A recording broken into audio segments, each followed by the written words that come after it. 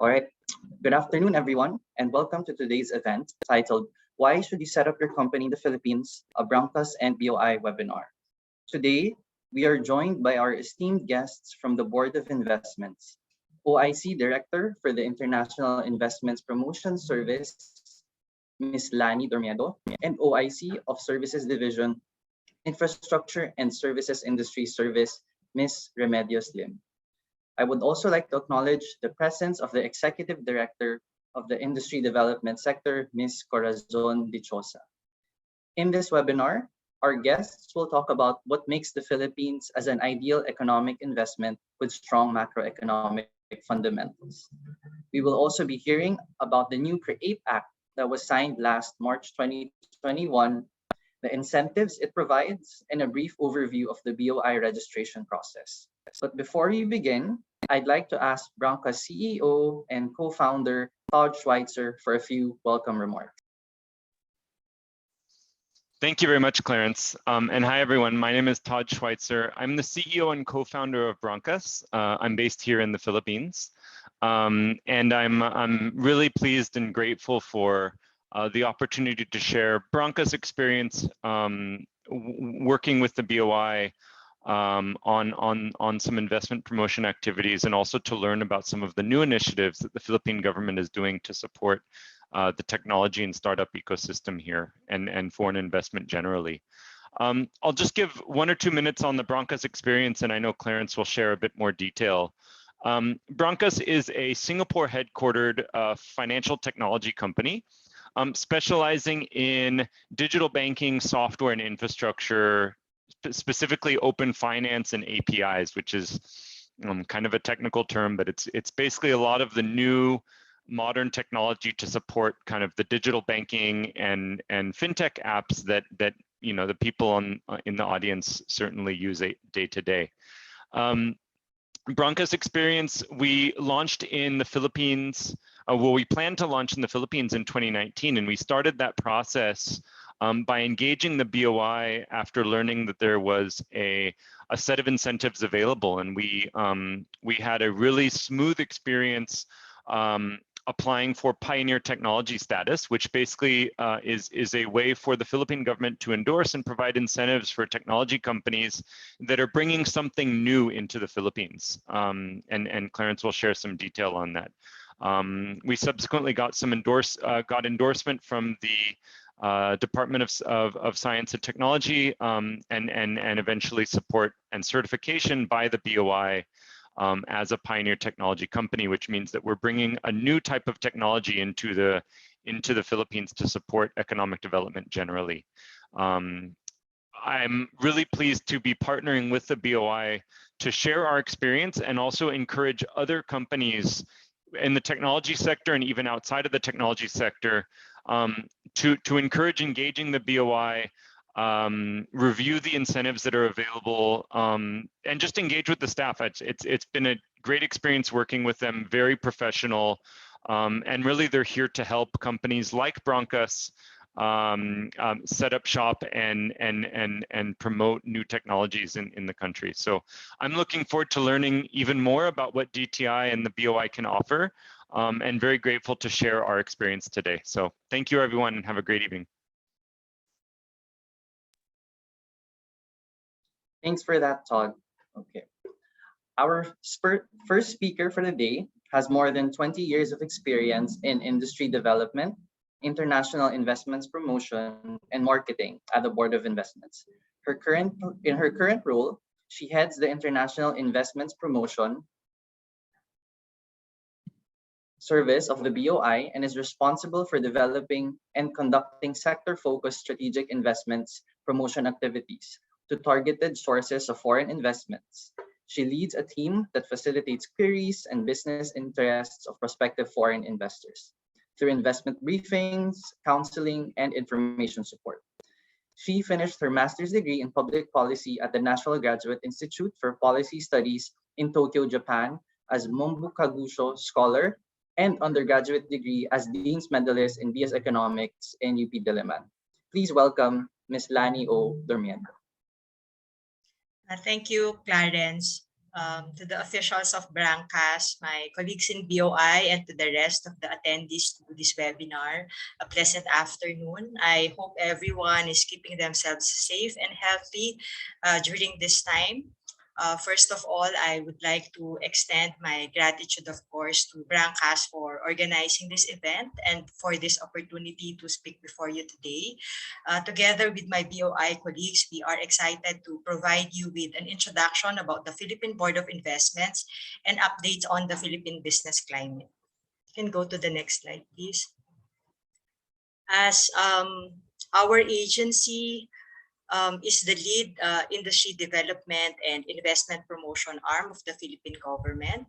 And as such, we are at the forefront of government's effort in developing strategic industries and attracting inward investments. It may be noted that all investment-related policies emanate from the BOI. As may be gleaned from the slide, we offer hand-holding services to investors from your due diligence work up to the point when you have already established presence in the Philippines, and even beyond the said phases through our aftercare services. Next slide, please. Prior to the pandemic, the Philippines boasted a very strong economic fundamentals. We were growing at an average of 6.6% over the period of 2016 to 2019, so much so that we are the third fastest growing economy in Asia. But just like other countries, our economy was affected by the pandemic, as evidenced in our GDP growth in 2020 to 2021, as you can see in the slide. But we are already seeing signs of recovery. With the continuous rollout of the vaccination program, we are positive that this would further contribute towards economic recovery. Right now, more than 30% of our population is already fully vaccinated. Another 30% have received their first dose. And we are right on track in our target of attaining at least 70% inoculation of Filipinos within this year. And as a testament to the said recovery are the recent recorded positive trend on our macroeconomic indicators, as you would see in the slide. Our GDP posted 7.1% in the third quarter of 2021, which was up by from negative 11.6% in the same period last year, and among the highest third quarter GDP growth rates in the ASEAN region and East Asian region. On our external trade, you'll see that we also grew by 9%. This is a second consecutive growth posted after recording 5 consecutive quarters of contraction, while our imports grew by 13.2%, posting its second consecutive positive double-digit growth. Further, the country's headline inflation rate at the national level is at 4.6% in October of this year. Last month, it was recorded at 4.8%, and in October, 2.5%. On another note, the Philippines manufacturing activity inched up to a 7-month high in October as new orders established and business confidence improved. With further easing of lockdown restrictions in the capital. The country's Purchasing Managers Index, or PMI, last month has again scored above 50 neutral mark, scoring 51 from 50.9 in September. And this is one of the highest PMI in the ASEAN region. The next slide would show the inward investments, particularly that this continued despite the pandemic. This year, despite the disruptions brought about by COVID-19, our central bank reported almost 40% increase in foreign FDIs into the country from January to August of this year, and compared to the same period last year. These net FDIs in equity capital mostly came from Singapore, Japan, and the US, and they were channeled mainly to manufacturing, financial, insurance, and power projects. Next slide would show us the strong macroeconomic fundamentals of the country continues to attract positive investment prospects. And we are being considered as one of the top emerging economies and countries for investments. The reputed business magazine, The Economist, ranked the country as the 6th emerging economy with high financial strength. And in addition, we've also received good credit ratings from reliable international entities such as the Japan Credit Rating Agency, RNI, Moody's, Fitch Rating, and S&P Global. The next slide would show us that the Philippine economy's resilience is attributed mainly to one of our country's key advantages, and that would be our people, with 45 million very young with median age of just over 25 years old, highly skilled and educated, dedicated and cost-efficient workforce with very low attrition rate. The country also sits on the demographic sweet spot, which translates to immense potential in achieving breakthrough growth in greater productivity, higher savings rate, and increased creativity. Additionally, we produce over 750,000 graduates annually across several discipline groups. And just to highlight that 40% of this accounts for engineering, IT, science, education, medicine, and health-related fields, which is a ready talent pool for manufacturing, services, as well as R&D activities. The young and dynamic population not only boosts our domestic consumption and local demand, but also contributes to the use of innovation as an engine for growth in the country. Next slide would show us the competitive salary and steady wage rates in the Philippines. You'll see that our country has one of the lowest wage levels for manufacturing workers and engineers. And as a manufacturing hub, the increase of manufacturing cost in the country is more stable compared to other neighboring ASEAN countries.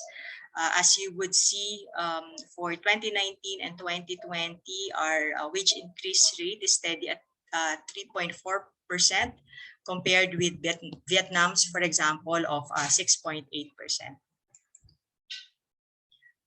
Can you go to the next slide?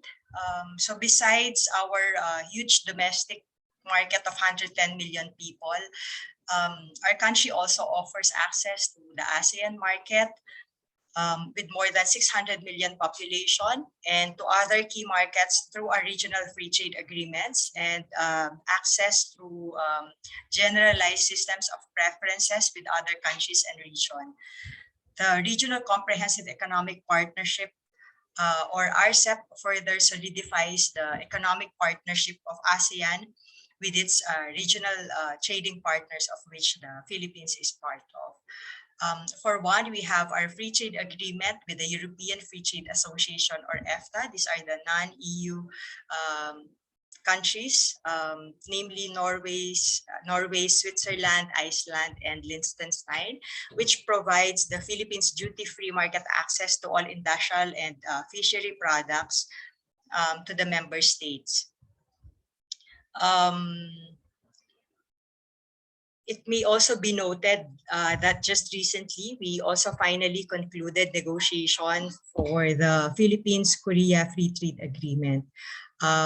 We also have our GSP access to the UK, to the EAEU, Russia, Canada, and we are the only country in ASEAN to benefit from the European Union's GSP+.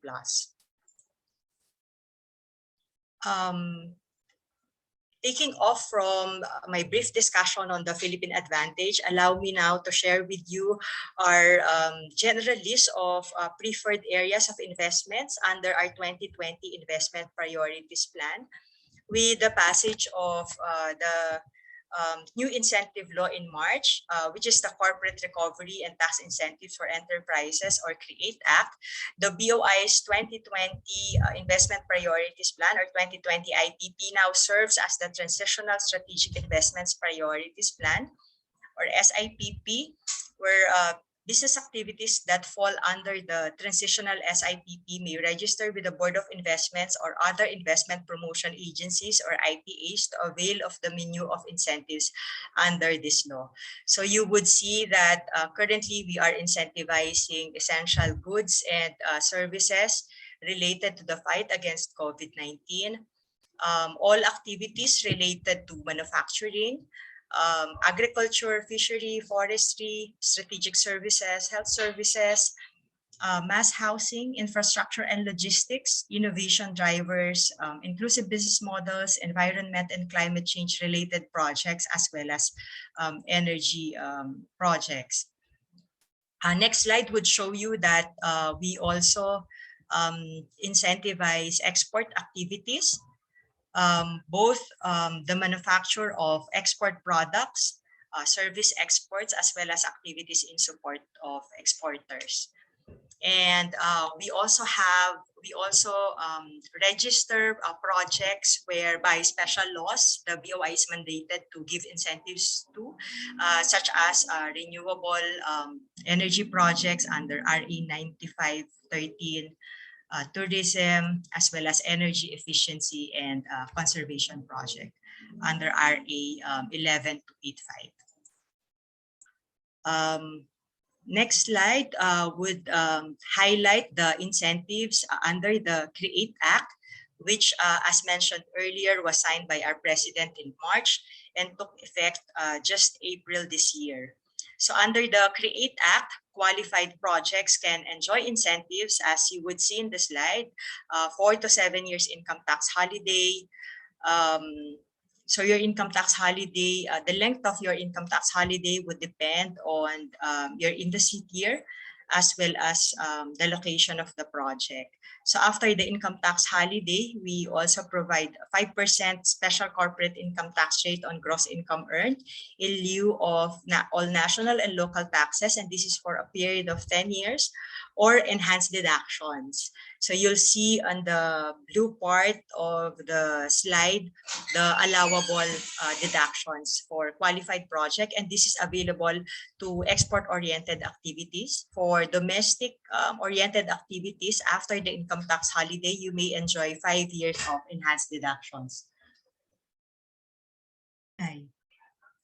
We also provide duty exemption on importation of capital equipment, raw materials, spare parts, or accessories, as well as VAT exemption on importation and zero VAT on local purchases for export-oriented activities.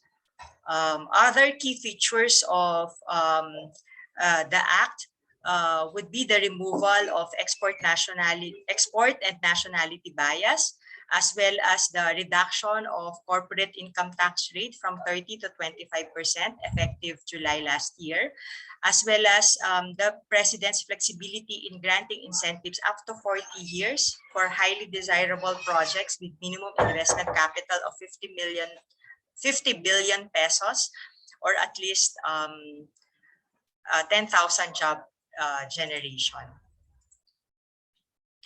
Next slide would show, as I mentioned earlier, the total period availment of qualified projects. Can we go back to the previous slide, please? Yeah, so here we just summarize the total years of fiscal incentives availment for export as well as for domestic market activities. So as earlier mentioned, the higher your tier and the farther you go from the national capital region, the longer your income tax holiday would be, so the longer incentives availment for you. Next slide would show you some policy reforms and initiatives that were undertaken by the government to continuously improve on our investment climate. One would be the ease of doing business and efficient delivery of government service act. Maybe most of you would be familiar of this. This actually promotes integrity, accountability, proper management of public affairs and public property with prescribed timelines in processing of business and non-business transactions. So there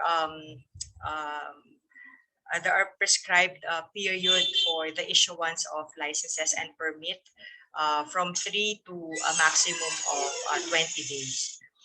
This year, we also launched the Central Business Portal, which is an online registration and a digitalization of government services to reduce processing time of required permits and licenses to 3 to 4 days from over 30 days for a number of licenses secured from different government agencies.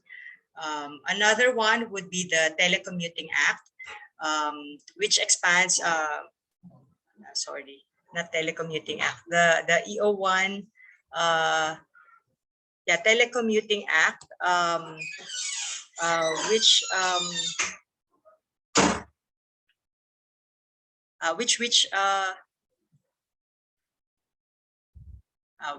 the Telecommuting Act, which provides alternative work arrangement with the use of current technology and telecommunications, as well as the revision of the Corporate Code of the Philippines that allows for one-person corporation, perpetual existence of registered corporation, and deletion on minimum capital stock and minimum number of incorporators and directors and trustees.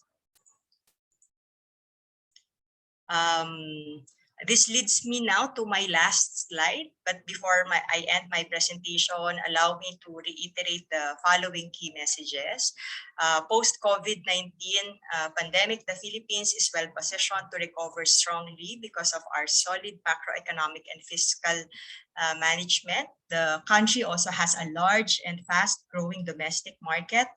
Plus, investors in the Philippines will enjoy preferential access to all major global markets. We have a large pool of young, adaptable, highly skilled workers who, if you treat well, will reciprocate utmost loyalty and dedication. There is also a wide scope of business opportunities in the Philippines. Some of this will be discussed by my colleague, Ms. Medy later on.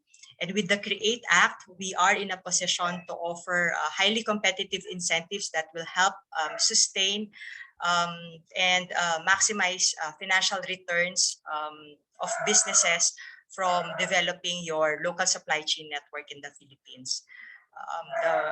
The Philippine government also continues to improve on our business climate through strategic policy reforms to make it easier to do business in the country and to further encourage investments into the Philippines.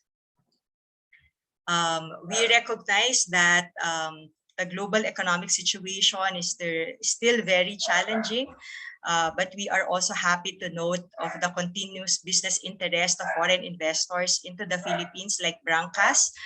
And as many businesses grapple with the negative effects of the pandemic, we acknowledge the importance of digital platform to help firms recover and step up their value chain activities and business models.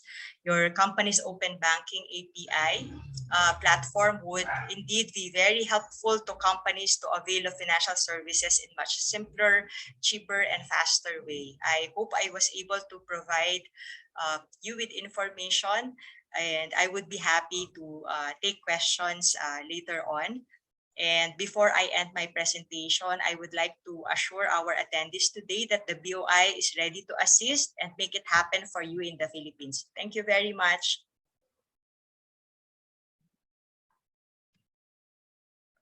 Thank you for that, Ms. Lanie. It's nice to know that the government as well as BOI is adopting and putting policies in place to make sure that the investment environment here in the Philippines really incentivizes a lot of foreign investments to come in. Personally, for the longest time, I've known the Philippines to have one of the highest corporate income taxes. And it's nice to know that In recent years, the government has reduced that to stay competitive with our ASEAN counterparts. Another thing that I note is that for the longest time, it was hard for startups to actually incorporate here in the Philippines, because for the longest time you needed at least 5 incorporators, and with the revised corporation code, it's now very easy for startups to set up their own company just as a sole incorporator here. So thank you for that, and I thank BOI for your insightful presentation. So, our second speaker for the day has gained solid work experience from the Board of Investments. She has various exposure and experience in different areas such as incentives processing and administration, investments aftercare, and industry development, where she handles various sectors such as air transport, water, and logistics. She currently heads the Services Division of the Infrastructure and Services Industry Service, and has been spearheading and supporting various programs, projects, and policies that would support the industry development and competitiveness of the IT BPM sector in the Philippines, as well as other services sector. She finished her Bachelor of Science degree in Business Administration from the University of Santo Tomas. May I introduce Ms. Remedios Lim.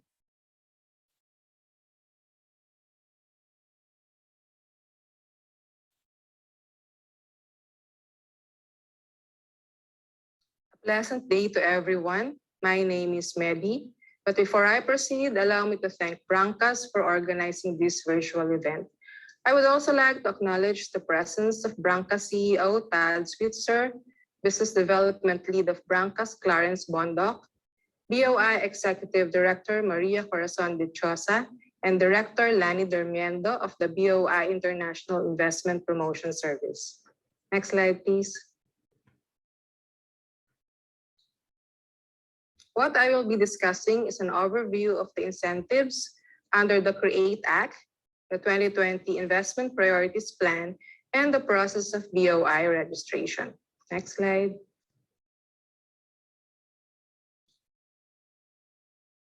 On March 26, 2021, President Rodrigo Duterte signed into law Republic Act number 11534, otherwise known as the Corporate Recovery Tax and Incentives for Enterprises, or CREATE Act, that rationalizes, modernizes, and offers more relevant incentives to investors.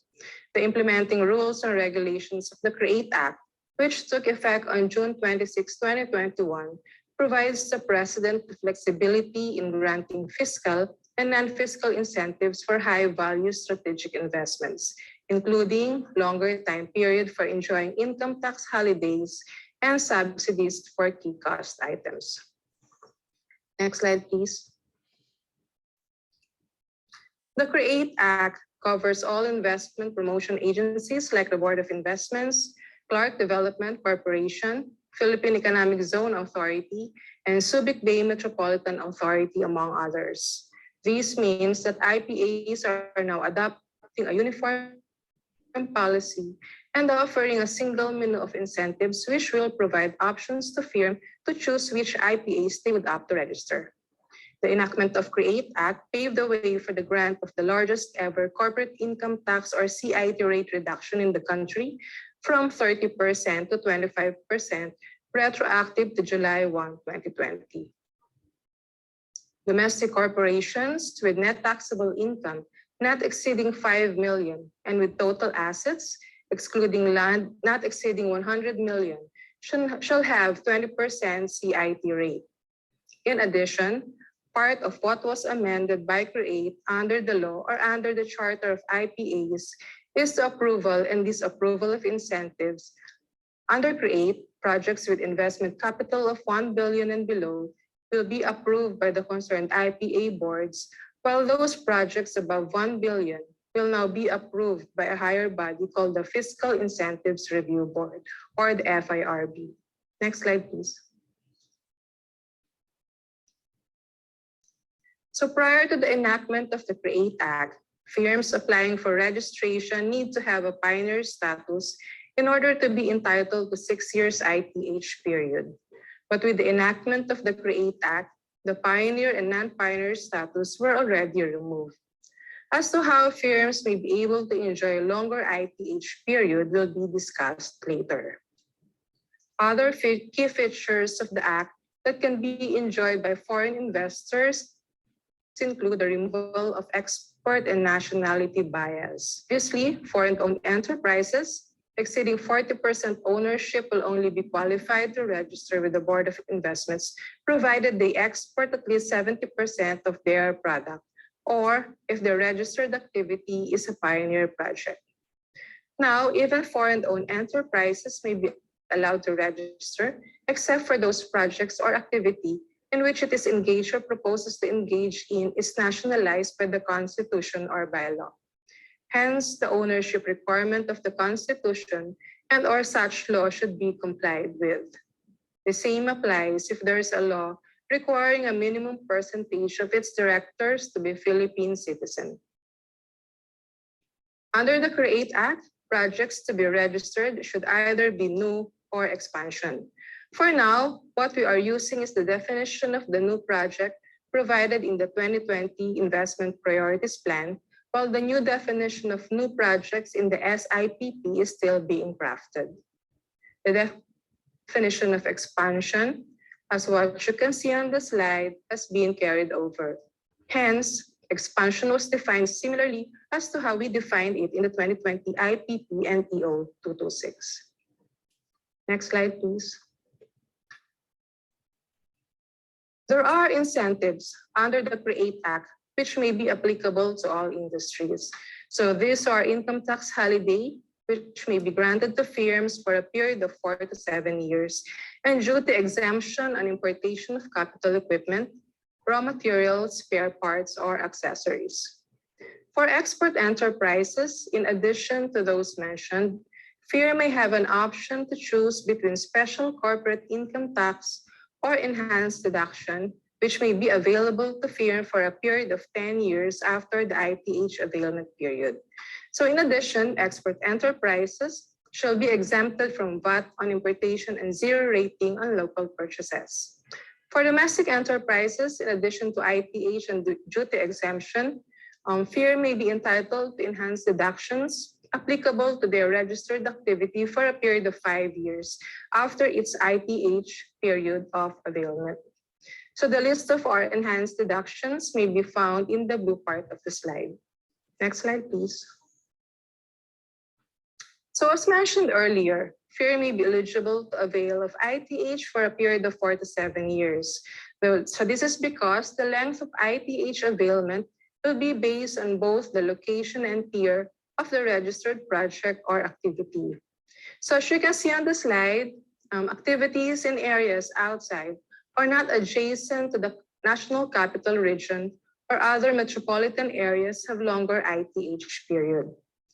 On the left matrix, export enterprises may be granted ITH for a period of 4 to 7 years, depending on location and industry priorities. In addition, export enterprises can choose either special corporate income tax or SIT or enhanced deductions or EDs for a period of 10 years. The option to either avail of the special corporate income tax or enhanced deduction after the ITH period shall be exercised by the registered enterprise at the time of application for registration. Please note that the option of the firm to avail either SIT or ED shall be irrevocable, and the firm won't be allowed to switch between special corporate income tax or enhanced deduction once firm already signified their choice. Unlike export enterprises, domestic enterprise shall be entitled with 4 to 7 years of ITH, followed by 5 years of enhanced deductions. In summary, export enterprises located outside the National Capital Region and metropolitan areas can have the maximum period of 17 years of incentives, while for a domestic market enterprise, a maximum of 12 years. Next slide, please. While the final list of SIPP has not been completed yet, all activities listed in the 2020 IPP will be qualified under Tier 1 without prejudice to upgrading should firm qualify under tiers 2 or 3 based on the issued SIPP. Next slide, please. In case there are firms that are currently located in the NCR but will choose to relocate outside NCR, the firm will get additional 3 years of ITH upon registration to any of the investment promotion agencies. Whereas projects that will locate in areas recovering from disasters or conflict areas will get additional 2 years of ITH. Next slide, please. So here is the list of activities registrable under CREATE. Pursuant to FIRB Resolution Number 5-21 dated April 14, 2021, the 2020 IIPS serves as a Transitional Strategic Investment Priorities Plan or SIPP, pending the issuance of the newly formulated SIPP under the CREATE Act.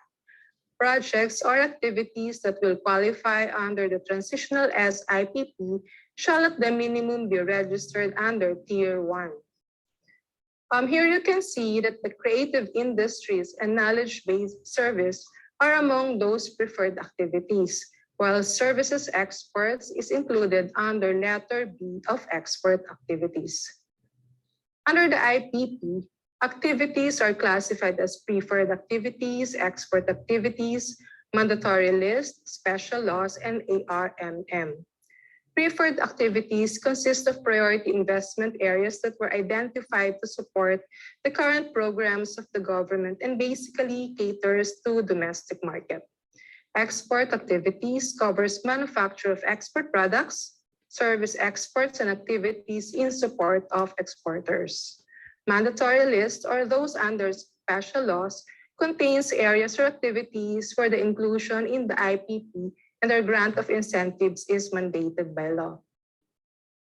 ARMM, or the Autonomous Region in Muslim Mindanao, encompasses priority investment areas that have been determined by the Regional Board of Investments of the Autonomous Region of Muslim Mindanao.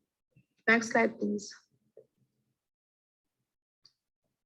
Under the 2020 IPP, ITBPM may be registered under the creative industries or knowledge-based services if it will cater its service to the domestic market, or it may be registered under service exports. Creative industries or knowledge-based service covers ITBPM services for the domestic market, such as contact centers, artificial intelligence and data science, or data analytics services, back office service, IT services, creative services, and other non-voice services.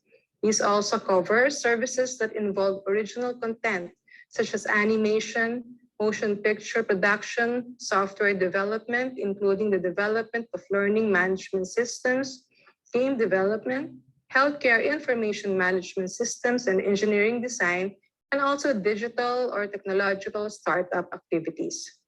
Startups refer to newly emerged, fast-growing, scalable business entity that aims to meet a marketplace need by developing or offering an innovative product, process, or service, and should have at least one founder who is working full-time. Service experts covers service activities such as game development, software development, animation, and global in-house centers, among others, rendered to clients abroad and paid for in foreign currency, subject to minimum export requirements. Next slide, please. So the filing of application for the registration of project will soon be done electronically through a system that is prescribed and created by the FIRB. So for the meantime, application may be filed through email or may be submitted physically to our office. BOI, through the different services or department, is currently implementing a by-appointment system in order to manage the number of people in the office as part of our compliance with health protocols. The processing time from official acceptance of the application remains the same, which is 3 working days for micro and small projects and 20 working days for medium and large projects. Kindly note that the processing time starts from the official acceptance of the application and does not include checklisting of applications to determine the completeness of applications in form and substance. In the slide, you can see that steps 1 and 2 involves the official acceptance of completely filled application form with required attachments, payment of fees, and publication in the newspaper of general circulation of the notice of application for registration with the BOI. Steps 3 and 4 would involve the action of BOI to evaluate and approve your project, while steps 5 and 6 involves the submission of the firm of the pre-registration requirements and payment of registration fees, while on the part of the BOI is the preparation of certificate of registration, which normally takes 1 week. And finally, step 7 is the issuance of certificate of registration. Next slide, please. Also, for the schedule of fees, the filing fee is between 1,520 pesos to 6,060, depending on the project cost, which includes an additional fee of 1% filing fee, but should not be lower than 20 pesos for legal research fund as per PD 1856, while the registration fee is 1/10 of 1% of the project cost, but it should not be less than 3,000 pesos and not more than 15,000 pesos. Next slide, please. So to summarize, CREATE Act paved the way for the grant of the largest ever corporate income tax or CIT rate reduction in the country from 30% to 25% retroactive to July 1, 2020. Export enterprises located outside NCR and metropolitan areas can have the maximum period of 17 years of incentives, while for domestic market enterprise, a maximum of 12 years. IT/BPM under creative industries and knowledge-based service and expert services are among the activities that may be registered with any of the IPAs and may be eligible for incentives. The application process for micro and small projects is 3 working days from official acceptance, while 20 working days for medium and large projects. Thank you and stay safe, everyone.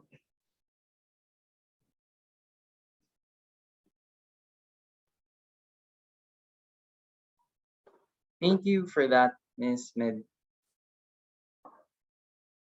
Yes. So before we ask Q&As from the audience, we at Brankas would also like to showcase our experience with BOI and to inform the audience on what the how our application process was and the incentives that were granted to Brankas.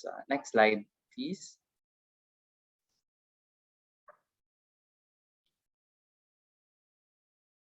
Yep. So Brankas is under the new creatives, was registered under the new creative sector, and we were granted pioneer technology status. In terms of what we have brought to the Philippines, it is what we call open finance. And open finance has a very broad definition in different countries and in different parts of the world right now, but a very layman's way of understanding what open finance is technology, products, and policies that enable customers to securely use financial services from qualified third-party providers. You can think of it this way. For the longest time, financial services were mainly serviced by banks and big financial institutions. And in order to avail of those services, you would have to have connections or a relationship directly with these financial institutions. What we see that's emerging in both developed and developing countries is a need for that service to be able to trickle down to the startups, to the SMEs, to companies that normally would not be able to avail of financial services. So what Brankas is doing, next slide please, is to bring that technology to what we call the last mile. So Brankas is building Southeast Asia's open finance economy. We are actually aggregating and providing modern technology services to companies that need financial services. You can think of it this way, and we are actually doing the hard work of creating a relationships with banks and financial institutions, getting their service, integrating that into our platform, and we provide an aggregate and all-in-one solution to startups, tech companies, or really any other company that wants to go digital but can't really afford the time and effort that it takes to actually connect to financial institutions. So Brankas is companies are able to get an all-in-one service, and we offer products and solutions for various types of banking services, such as payments, meaning how a company will be able to collect payments directly from the bank. We're disbursement facilities. We also facilitate data information. So we are able to provide companies statement data and income data that the companies usually need for their employees or for their loan originations. We are also able to productize certain services that a bank would be unable to provide directly to their users. So one of those are a good example would be account opening. So traditionally, to open a bank account, you would have to go to the branch and manually sign documents to be able to open your account.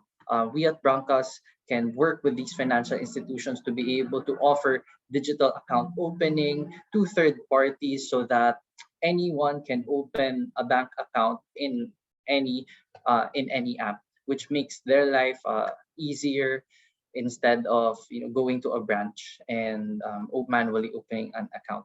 Next slide, please. So what was Brankas granted? So based on what Ms. Medy said, we were granted pioneer status. And then this was, correct me if I'm not wrong, under the previous engagement or program that BOI was undertaking. I think with the new CREATE law and CREATE Act, pioneer and non-pioneer status is not granted anymore. But again, going back to what we were able to get, a pioneer status, and this was also granted to us and certified by DOST. So we are under the new Creatives Industries Knowledge-Based Services Provider as a software development. And as I mentioned, Brankas is bringing modern financial services to companies here in the Philippines. We were officially registered with the BOI in April 2021, and it has been a smooth and a wonderful time working with the people in BOI that helped us with the application.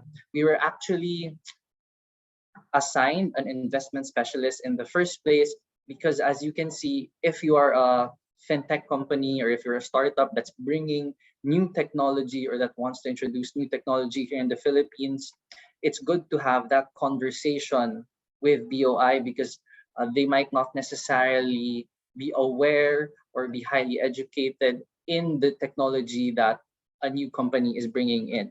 So it's important to have that investment specialist or that conversation with the BOI. So on one end, the company is able to educate and clarify the pioneer or the new technology that they're bringing in the Philippines, and BOI will be able to assess more appropriately and inform the company on how best to go about its application. Next slide, please. So before we end, I would also like to share that because of our pioneer status and having registered successfully with the BOI, we are thankful that Brankas is able to avail of these incentives that have been granted to us. So there we can avail of an income tax holiday that's good for 6 years. As mentioned in the presentation, there is a zero duty cost for the importation of capital equipment, including additional deductions for labor expenses. Apart from that, we are exempt from paying local business taxes for 4 years. And I would also just like to, as a startup, all these incentives really ease the burden on the financial strain and worry of the company. As a startup, what we'd like to really focus on is providing a very good product to our users. And these incentives actually ease that burden. So instead of worrying about the next, worrying about tax or worrying about financial concerns, these really provide and help a conducive environment so that a startup is able to focus on providing a good product to the market. Next slide, please. Yep. And yeah, that is the experience of Brankas, and I hope for those that will resume and move forward with an application with the BOI, I hope you have a smooth time as our experience. And with that, we would like to open the floor for any questions the audience may have. And I would like to invite actually Miss Lanie and Miss Medy to open your cameras. All right, for any questions.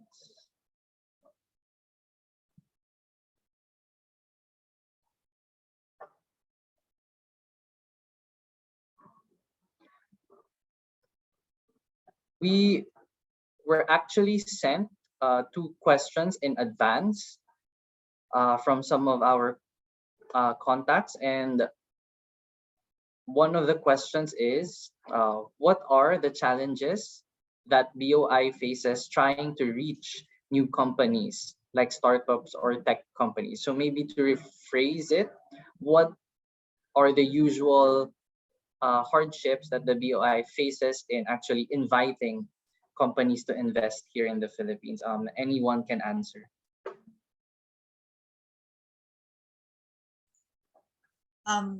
Clarence, maybe I can start now, as we do basically investments promotion. Well, with the pandemic, kasi there have been new ways in reaching out to target companies and doing our promotion. So right now, mostly we rely on virtual promotion activities, as well as online meetings in dealing with our prospective investors or target companies. One challenge would be a part of our quarantine protocols. Right now, we have a travel ban for inward visits of foreign nationals. So they have to undergo travel exemption before they can conduct a due diligence visit. And this could be applicable to all companies that would intend to visit the country and do their usual due diligence work. But we have currently what we call the special investors lane, and this is available to foreign companies who would be visiting the country for less than 14 days, and they will be exempted from the right now 6 days quarantine for those coming from yellow countries.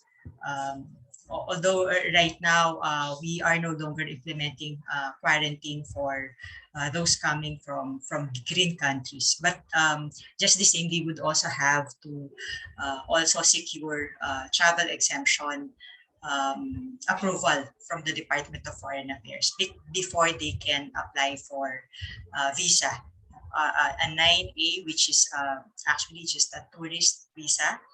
And they can stay here for a maximum of 59 days to conduct due diligence. So I think that would be the one challenge that we face, especially this time of pandemic.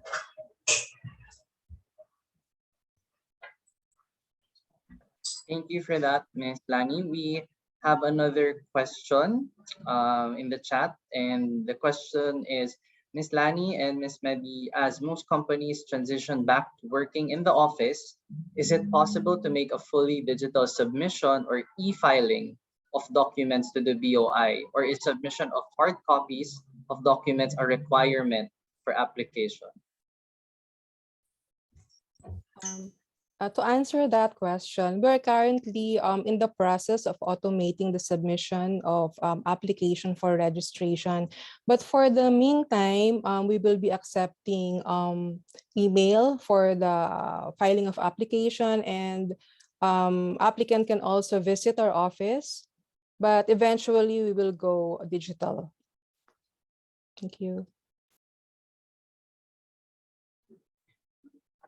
Thank you for that, Ms. Medy. Another question, maybe you already touched on it a while ago, Ms. Lanie, but the question is, what are the challenges companies face when applying for BOI certification? Maybe Miss Medy would be able to answer because they handle project registration. We do mostly promotion work, although we assist and liaise also with our project evaluators when we assist investors. But maybe I would ask Miss Medy to answer first, and then maybe I can add based on our experience when we assist investors. Sorry, can you please repeat the question? I didn't get it. Sorry. Ms. Medy, the I lost question is, what are the challenges companies face when applying for BOI certification? So maybe what are BOI registration. Yeah, BOI registration. So what are the certain roadblocks that they encounter, or maybe what are some of the common reasons why they are unable to be registered with BOI? Most of the, or some may have encountered difficulty in submission of the required documents and filling up the form, but it would only take I think one to coordinate with the proper investment specialist in order for them to be assisted with the filing of application.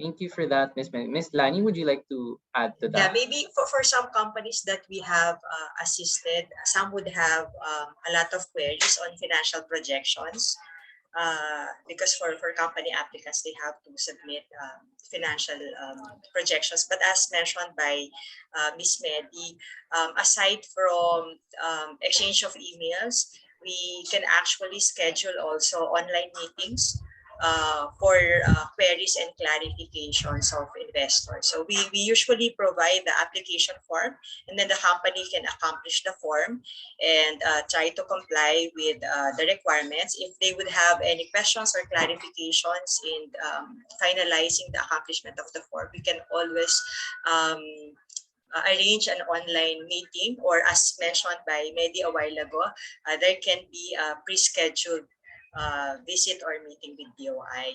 But we highly encourage online meeting, which from our experience, it's really quite effective, and it's faster than going to the office and doing the in-person meeting. Thank you for that. We actually now have a live question from one of the audience. Christine, I think you're already unmuted, and you can go ahead and ask your question.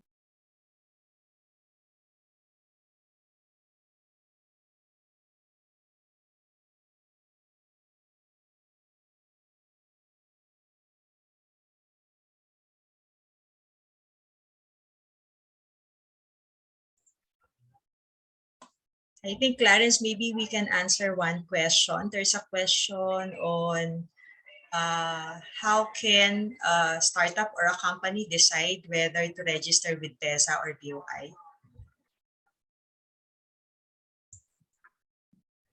Okay. Can we answer that question first? Yes, please go ahead. Yeah. So maybe both BOI and PEZA, we are both attached to the Department of Trade and Industry. And just like other IPAs, PEZA actually are location-based. So you have, for a company to be registered with PEZA or other IPAs, you have to be located in a specific location. For PEZA, it should be an economic zone or IT building or IT park for IT BPM activities. Unlike for BOI, we do not have locational restriction, but under Create, we can register activities that are listed as we discussed a while ago in our 2020 investment priorities plan. So those are the both key main difference. One also is that for PESA, they only cater to export-oriented activities. While for BOI, we can register also domestic oriented activities. And then there's more flexibility also with BOI. For PESA, they have limitation on the hybrid work from home and on-site operations. Right now, they are implementing a maximum of 90%. I think beginning of January 2022, that would be reduced to 70%. While in BOI, you have the flexibility to do 50-50, 70-30. You can really implement hybrid work arrangements, without the limitation on a maximum for work from home arrangement. I think that would be very important also to the services sector, particularly for IT BPO companies.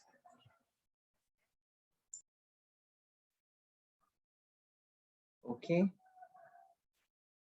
I think there are no more questions. So just before we end the session, I'd like to thank Ms. Lanie and Ms. Medy for the very insightful information. Thank you for your time and the preparation that it took for you to join in this webinar. We at Brankas are very excited to have this partnership with you, and we very much look forward to future activities with BOI. And Thank again, you also, Clarence. Thank you. And again, for our audience, for those who are interested to explore more about BOI programs and incentives, please feel free to contact and reach out BOI and the Brankas team. And once again, I'm Clarence Bondoc from Brankas, and thank you for joining us today.